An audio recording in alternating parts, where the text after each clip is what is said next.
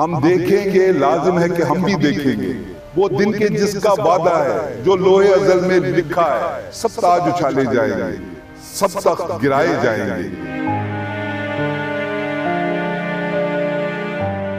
ناظرین کرام السلام علیکم، عابد خان آپ کی خدمت میں حاضر ہے اور آج میں موجود ہوں اردو کے لیجنڈری شاعر فیض احمد فیض کی آخری آرامگاہ پر، جو لاہور کے ماڈل ٹاؤن قبرستان میں واقع ہے۔ فیض احمد فیض کے ساتھ ان کی اہلیہ ایلس کی قبر بھی ہے، اور یہ دونوں ایک بڑی مختلف قبریں ہیں جو آپ کو شاید ہی پاکستان میں کسی اور جگہ اس ڈیزائن کی قبریں نظر آئیں۔ یقیناً جتنے مختلف وہ خود تھے اسی طرح ان کی قبریں بھی مختلف ہیں۔ غالب اور اقبال کے بعد اگر تیسرا بڑا نام اردو شاعری میں لیا جائے تو یقیناً وہ فیض احمد فیض کا نام ہی ہے۔ وہ بے کسوں، مظلوموں اور مزدوروں کے شاعر تھے۔ ان کی ساری زندگی استعماری قوتوں کا مقابلہ کرتے گزری اور اس میں انہوں نے بے شمار صعوبتیں بھی برداشت کی، مگر انہوں نے کبھی بھی ظلم کے ساتھ سمجھوتا نہیں کیا۔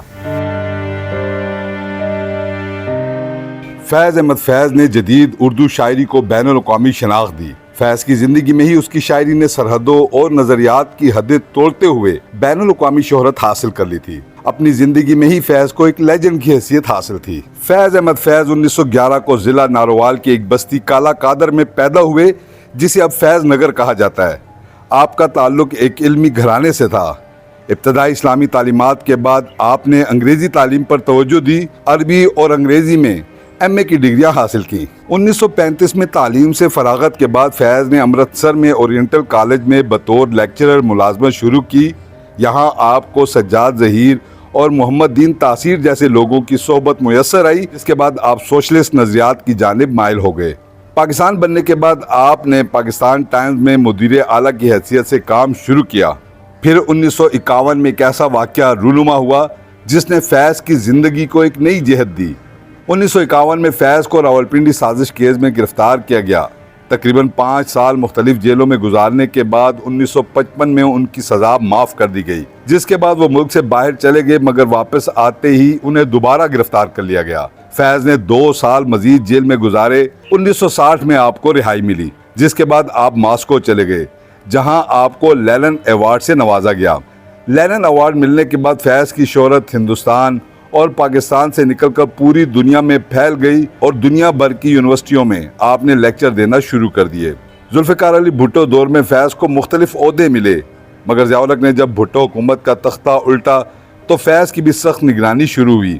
ایک دن انہوں نے سگریٹ ہاتھ میں پکڑا اور چہل قدمی کے انداز سے اپنے گھر سے نکلے اور چھپتے چھپاتے بیروت پہنچ گئے، جہاں آپ تقریباً 2 سال تک قیام پذیر رہے۔ لبنان جنگ اور خرابی صحت کی وجہ سے وہ پاکستان واپس آ گئے۔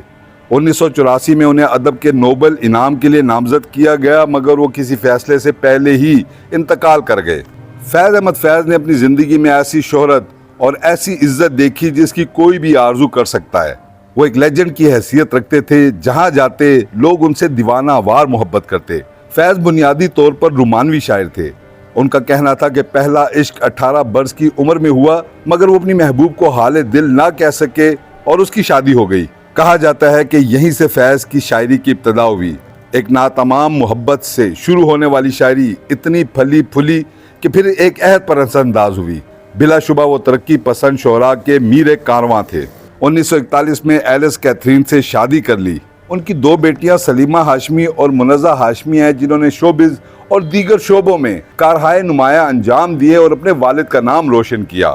گو کہ فیض آج جسمانی طور پر تو ہم میں موجود نہیں، مگر جب تک دنیا میں ظالم اور مظلوم زندہ ہے، فیض کی شاعری زندہ رہے گی۔ فیض کے ویسے تو ہزاروں اشعار زبان زد عام ہیں، مگر بعض اشعار تو ان کے ضرب المثل کی حیثیت اختیار کر گئے ہیں۔ اور بھی دکھ ہیں زمانے میں محبت کے سوا، راحتیں اور بھی ہیں وصل کی راحت کے سوا۔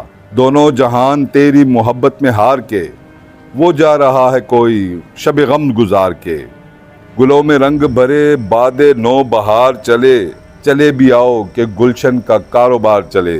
مقام فیض کوئی راہ میں جچائی نہیں، جو کوئے یار سے نکلے تو سوئے دار چلے۔